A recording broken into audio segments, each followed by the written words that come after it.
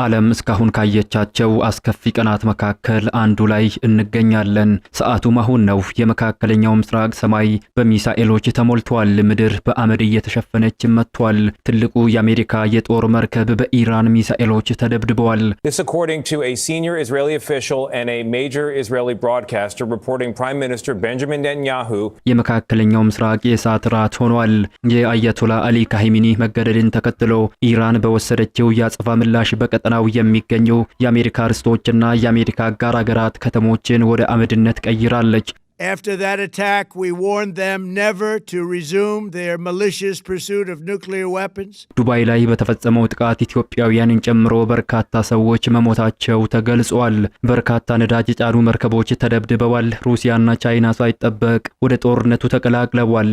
የመኖሪያ ቤት ወይንም ሱቅ ሁለቱንም በአንድ ስፍራ ላይ ተሚር ፕሮፐርቲስ በከተማው እምብርት በሆነው ቡልጋሪያ ሳይት ዘመናዊ የመኖሪያ ቤቶችና ለንግድ ስኬት የሚሆኑ ሱቆችን በታላቅ ቅናሽ ይዘንላችሁ ቀርበናል። ባለ 1 መኝታ ከ60 ካሬ ጀምሮ፣ ባለ 2 መኝታ ከ95 ካሬ ጀምሮ እንዲሁም ባለ 3 መኝታ ከ125 ካሬ ጀምሮ ለንግዶ ስኬት ደግሞ ዘመናዊ ሱቆችን ከአንደኛ እስከ 5ኛ ፎቅ የሚገኙ ለሽያጭ አቅርበናል። ቅድመ ክፍያ 20% ብቻ፣ የ30% ታላቅ ቅናሽ፣ ሙሉ ክፍያ ማለትም 100% ለሚከፍሉ ደንበኞች ብቻ የሚሰጥ ልዩ ስጦታ፣ የጋራ መዝናኛና መገልገያ የኮሚናል ስፔስ ተብሎ በልዩ ሁኔታ የተዘጋጀ፣ አካባቢው ቡልጋሪያ ዋና መንገድ ላይ ለትራንስፖርትና ለንግድ እጅግ ምቹ፣ አዲስ አበባን ቁልቁል የሚመለከቱበት ማራኪ ቪው በ0982535319 አሁኑኑ ይደውሉ፣ የቤት ባለቤትም ይሁኑ። በፋርስ ባህረ ሰላጤ ላይ የተከሰተው ክስተት መላውን ዋይት ሃውስና የፔንታጎንን ወታደራዊ መኮንኖችን በድንጋጤ ሽባ አድርጓቸዋል። የማይፈራው የአሜሪካ የባህር ላይ ኩራት የሆነው ግዙፉ የአውሮፕላን ተሸካሚ መርከብ አብርሃም ሊንከን በኢራን አብዮታዊ ዘብ በተተኮሱ 4 ገዳይ ባሊስቲክ ሚሳኤሎች ተመቶ በእሳት ተያይዟል። ይህ መርከብ ዝም ብሎ ብረት አይደለም፣ የአሜሪካ የዓለም የበላይነት ምልክት ነበር። የኢራን አብዮታዊ ዘብ በይፋ ባወጣው መግለጫ እንዲህ ብለዋል። ምድርም ሆነ ባህር ለጠላት ኃይሎች መቃብር ይሆናል። ይህ ማስፈራሪያ ብቻም አይደለም፣ በተግባር እየታየ ያለ እልቅት ነው።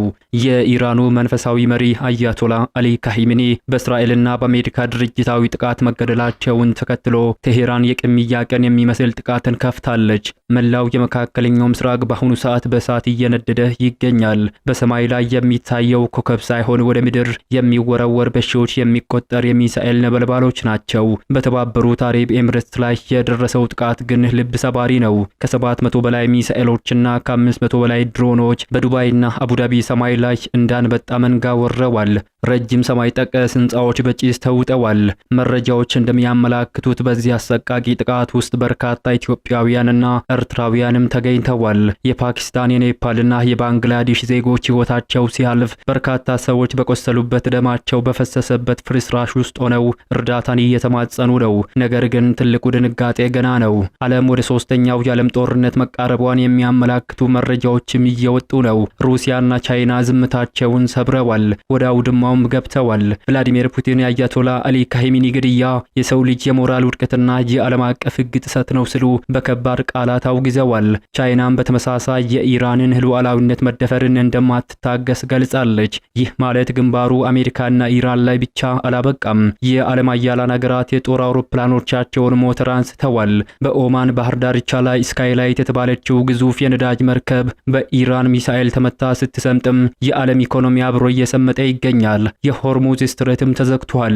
የትኛውም መርከብ ማለፍ አይችልም። ለመሻገር የሞከሩ መርከቦች በኢራን ፈጣን ጀልባዎችና ድሮኖች እየታደኑ እየተመቱ ነው። የነዳጅ ዋጋ ሰማይ ነክቷል። ዓለም ወደ ጨለማ እየገባ ይመስላል። እስራኤል በበኩሏ የአንበሳው ግሳት በሚል በቴህራን እምብርት ላይ የምታደርገውን የአየር ድብደባ ቀጥላለች። የኢራን አብዮታዊ ዘብ ዋና መስሪያ ቤት ስጋ የሚያሳይ የሳተላይት ምስሎችም ተለቀዋል። ቴህራን እየነደደች ነው። ዱባይ እየተመታች ነው። አሜሪካ ደግሞ ታላቋ መርከብ ተመቷል። አሁን ያለንበት ጊዜ መተንፈስ የሚከብድበት ሰዓት ይመስላል። ይህ መረጃ ለታሪክ የሚቀመጥ ነው። አሁን ቪዲዮ ላይክ አድርጉትና ለዓለም እንዲሰማ አጋሩት። ምክንያቱም ነገ የሚሆነው አይታወቅም። አዲስ የሆናችሁ ደግሞ ሰብስክራይብ በማድረግ አዳዲስና ወቅታዊ መረጃዎችን በትኩሱ ያገኙ። በመካከለኛው ምስራቅ እየሆነ ያለው ይህ ሁሉ ጥፋት በድንገት የተከሰተ አይደለም። የዛሬው እልቂት መነሻው ቅዳሜ ሌሊት በቴህራን ሰማይ ላይ የታየው ያ ያልተጠበቀ የእሳት ነበልባል ነው። የእስራኤል መከላከያ ኃይል በይፋ ባወጣው ምስል መሰረት የአንበሳው ግሳት በሚል ስያሜ የተከፈተው ጥምር ጥቃት የኢራንን የአየር መከላከያ ስርዓቶችን ብቻ ሳይሆን የአያቶላ አሊ ካሂሚንን የኮማንድ ማዕከላትን ጭምር አመድ አድርጎታል። ይህ ጥቃት የኢራንን ሉዓላዊነት ሙሉ በሙሉ መድፈር በመሆኑ ቀይ መስመር ተጥሷል በሚል ቁጣ ቴህራን ሙሉ ጦርነት እንድታውጅ ማስገድዷታል። የኢራን መንፈሳዊ መሪ አያቶላ አሊ ካሂሚኒ መገደላቸው ከተረጋገጠ በኋላም ዓለም ወደማይመለስበት የጦርነት አዙሪት ውስጥ ገብታለች። የኢራኑ ፕሬዝዳንት መሱድ ፔዜሽኪያኒ ይህ ግድያ በሁሉም ሙስሊሞች ላይ የተከፈተ ጦርነት ነው ሲሉ መጥራታቸው ጦርነቱን ከፖለቲካዊ ፍጥጫ ወደ ሃይማኖታዊ በቀልም ቀይሮታል። ነገር ግን ነገሩ ከሁለቱ ሀገራት ፍጥጫ አልፎ አሁን ቁጥጥር ወደማይቻልበት ደረጃ ላይ እየተሸጋገረ ይገኛል። የኢራን አብዮታዊ ዘብ 4 ባሊስቲክ ሚሳኤሎችን በማስወንጨፍ የአሜሪካንን ኩራት አብርሃም ሊንኮን የተሰኘውን ግዙፍ የጦር መርከብ መምታቱን ወታደራዊ ሚዛኑ ሙሉ በሙሉ አናግቶታል። የሆርሙዝ ስትሬት መዘጋት ብቻ ሳይሆን ስካይላይት የተባለችው የነዳጅ መርከብ ተመታ። የዓለም የነዳጅ ዋጋ በአንድ ሌሊት ሰማይ ነክቷል። የኢራን አብዮታዊ ዘብ 4 ባሊስቲክ ሚሳኤሎችን በአሜሪካው የአውሮፕላን ተሸካሚ መርከብ አብርሃም ሊንከን ላይ መተኮሱን ገልጿል። ሁኔታው አሁን ወደ አዲስ ምዕራፍ መሸጋገሩን የጠቀሰው IRGC ምድርና ባህር ለጠላት ኃይሎች መቃብር ይሆናል ሲል አስጠንቅቋል። ኢራን የሆርሙዝን ስትሬት ጥሰው በሚያልፉ መርከቦች ላይ የኃይል እርምጃ መውሰድም ጀምራለች። የሆርሙዝን ስትሬት መዝጋቱን በይፋ ካስታወቀ በኋላም ይህንን ቀይ መስመር ጥሰው ለማለፍ በሚሞክሩ ማናቸውም የንግድና ወታደራዊ መርከቦች ላይ ርህራሄ የሌለውን ቀጥተኛ ጥቃት መፈጸም ጀምሯል። ይህ በኃይል የታጀበው እርምጃ በዓለም አቀፍ የባህር ትራንስፖርት ላይ ከፍተኛ ድንጋጤን የፈጠረ ሲሆን መርከቦች ወደ አካባቢው መጠጋትን እንኳ እንደማይችሉ በማረጋገጥ የዓለም የነዳጅ ዋጋን በከፍተኛ ሁኔታ ሰቅሎታል። በሌላ በኩል በኦማን ባህር ዳርቻ ላይ አንድ ነዳጅ ጫኝ መርከብ ተመቶ 4 ሰዎች መጎዳታቸውን የመንግስት መገናኛ ብዙሃን ዘግበዋል። በሰሜን ኦማን እየተስተዋለ ያለው አጠራጣሪ እንቅስቃሴ በባለስልጣናት ምርመራ እየተደረገበት መሆኑን ዩናይትድ ኪንግደም ሜሪታይም ንግድ ኦፕሬሽን መስሪያ ቤት ገልጿል። ዱቃም የተሰኘው የንግድ ወደብ በ2 ድሮኖች ኢላማ ተደርጎ እንደነበር የዜና ወኪሉ ዘግቧል። በተንቀሳቃሽ መኖሪያ ላይ ባረፈ የድሮን ጥቃት ምክንያት አንድ ሰራተኛ እንደቆሰለም ተገልጿል። የሁለተኛው ድሮን ስብርባሪ ደግሞ ከነዳጅ ማጠራቀሚያ ታንክ አጠገብ እንደወደቀ የደህንነት ምንጮች ለኦማን ዜና ወኪል ተናግረዋል። ኢራን ቅዳሜ ዕለት በተፈጸሙት ጥቃቶች የኢራን መንግስት ቁልፍ ከፍተኛ ፖለቲካዊና ወታደራዊ ባለስልጣናት ተገድለዋል። የአሁኑ ጥቃት ወሳኝ የሚባሉት የሀገሪቱን መሪዎች ኢላማ ያደረገ በመሆኑ የኢራን መንግስት ክፉኛ ሊዳከም ይችላል እየተባለ ነው። ነገር ግን ጠላቶቻቸው አመራሩን ሊመቱ ይችላሉ በሚል ስጋት መሪዎቹ ቀደም ብለው ለእንዲህ ያለው ክስተት መዘጋጀታቸው እየተነገረ ነው። ቢሆንም ግን ከሀገሪቱ ጠቅላይ መሪ ጀምሮ ከፍተኛ ወታደራዊ መሪዎች የተገደሉበት የኢራን መንግስት የማይጠገን ጉዳት እንደደረሰበት ይታመናል።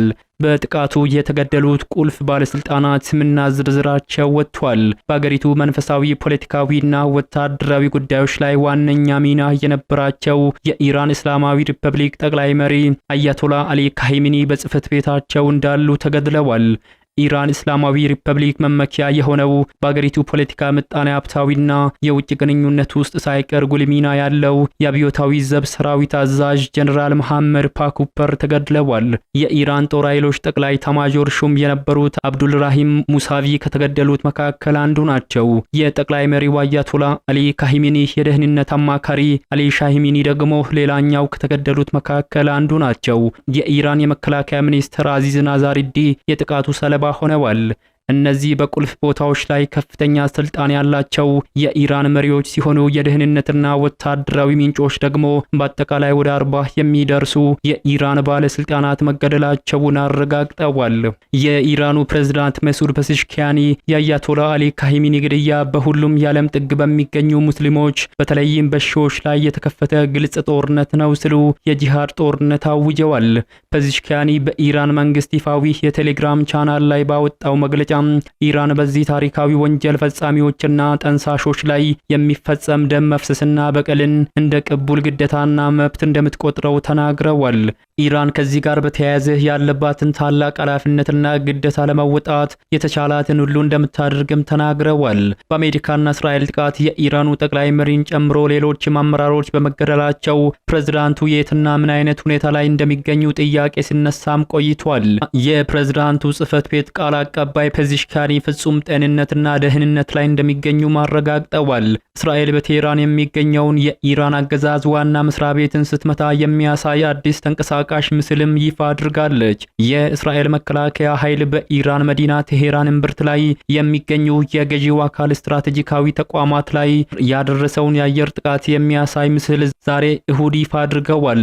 የአንበሳው ግጻጼ በሚል መጠሪያ እየተካሄደ ባለው በዚህ መጠነ ሰፊ ወታደራዊ ዘመቻ የእስራኤል አየር ኃይል በቴህራን የሚገኘው የኢራን አብዮታዊ ዘብ ዋና መስሪያ ቤትና ሌሎች የደህንነት ተቋማት በከፍተኛ ትክክለኛነት መመታቱን አስታውቋል። የወጣው ተንቀሳቃሽ ምስል እንደሚያመላክተው የእስራኤል ጦር አውሮፕላኖች በቴህራን ከተማ መሃል በሚገኝ ህንጻዎች ላይ ተከታታይ የሚሳኤል ጥቃቶችን ሲያደርሱና ከፍተኛ ፍንዳታን ሲያስከትሉ በግልጽ አሳይቷል። እንደ እስራኤል መከላከያ ኃይል መግለጫ ከሆነ ጥቃቱ በተለይ የኢራንን የአየር መከላከያ ስርዓቶችን፣ የሚሳኤል ማምረቻዎችንና የከፍተኛ አመራሮች መመሪያ የሚሰጡባቸው የኮማንድ ማዕከላት ማውደም ላይ ያተኮረ ነው ተብሏል።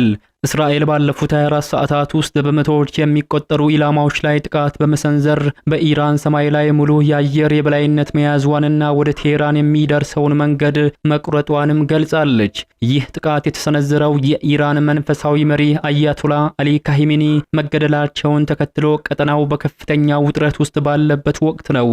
ኢራን በበኩሏ ለጥቃቱ አጸፋ ለመስጠት በተለያዩ የመካከለኛው ምስራቅ ሀገራት በሚገኙ የእስራኤልና የአሜሪካ ጦር ሰፈሮች ላይ የሚሳኤል ጥቃቶችን መፈጸሟ ተዘግቧል። በአሁኑ ጊዜ የተባበሩት መንግስታት ድርጅትና የተለያዩ የዓለም ሀገራት ግጭቱ ወደ ከፋ ቀጠናዊ ጦርነት እንዳያመራ ከፍተኛ ስጋታቸውን እየገለጹ ይገኛሉ። ኢራን በሁለት ቀናት ውስጥ በተባበሩት አረብ ኤምሬትስ ላይ በፈጸመችው ጥቃት 3 ሰዎች ሲገደሉ ኢትዮጵያውያንና ኤርትራውያን ጨምሮ የተለያዩ ሀገር ዜጎች ጉዳት እንደደረሰባቸው ተረጋግጧል። የኤምሬትስ የመከላከያ ሚኒስቴር እንዳለው ጥቃቱ ከተጀመረበት ቅዳሜ ዕለት ጀምሮ ከ700 በላይ ሚሳኤሎችና ከ500 በላይ ድሮኖች ወደ ግዛቱ ከኢራን ተወንጭፏል ብሏል። ከነዚህ መካከል አብዛኞቹ ሲከሽፉ የተወሰኑት በመኖሪያና በስራ አካባቢዎች ላይ እንዲሁም ባህር ላይ አርፏል ብሏል። በሰው ላይ ጉዳት የደረሰው በቀጥታ ጥቃቶችና ሲከሽፉ በሚፈነጥረው ሲብርባሪ ምክንያት መሆኑንም አረጋግጧል። ገልፍ ኒውስ እንደዘገበው በጥቃቱ በርካታ ሰዎች ህይወታቸው እንደጠፋ ጠቅሶ የፓኪስታን፣ የኔፓልና የባንግላዴሽ ዜጎች ናቸው ብለዋል። በተጨማሪም ኢትዮጵያና ኤርትራ ያሉበት 58 የተለያዩ ሀገራት ዜጎች ቀላልና ከባድ ጉዳት ደርሶባቸዋል ብለዋል። በአሜሪካና እስራኤል ጥቃት የተፈጸመባት ኢራን የአሜሪካ የጦር ሰፈር ባለባቸውና የአሜሪካ ወዳጅ በሆኑ የባህረ ሰላጤው ሀገራት ላይ አጸፋዊ ጥቃት እየፈጸመች ትገኛለች። ሩሲያና ቻይና በበኩላቸው የአያቶላ አሊ ካሂሚኒ ግድያን አውግዘዋል። የሩሲያው ፕሬዝዳንት ቭላዲሚር ፑቲንና የቻይናው የውጭ ጉዳይ መስሪያ ቤት የኢራን መንፈሳዊ መሪ አያቶላ አሊ ካሂሚኒ ግድያ ህገወጥ ተግባር ነው ሲሉ ነው ያወገዙት። ፕሬዝዳንት ቭላዲሚር ፑቲን ግድያው የሁሉም ሰብአዊ ስነ ምግባርና ዓለም አቀፋዊ ህግ አጸያፊ ጥሰት እንደሆነም ኮንነዋል። ፕሬዝዳንት ፑቲን ለኢራኑ ፕሬዝዳንት መሱድ ፔዜሽኪያኒ በጻፉት የያዘን መግለጫ ደብዳቤያቸው ካሂሚኒ ለሩሲያና ኢራን ወዳጃዊ ግንኙነት እድገት ከፍተኛ የግል አስተዋጽኦ ያበረከቱ ድንቅ የሀገር መሪ ሆነው ይታወሳሉ ብለዋል። ፔዜሽኪያኒ ለታላቁ መሪ ዘመዶችና ወዳጆቻቸው ለመንግስትና ለመላው ኢራን ልባዊ ሀዘናቸውንና ድጋፋቸውን እንዲያደርሱላቸው ፑቲን ጠይቀዋል። ቻይና የመንፈሳዊ መሪው ግድያ በጥብቅ እንደምታወግዝ የሀገሪቱ የውጭ ጉዳይ መስሪያ ቤት ዛሬ እሁድ ገልጿል።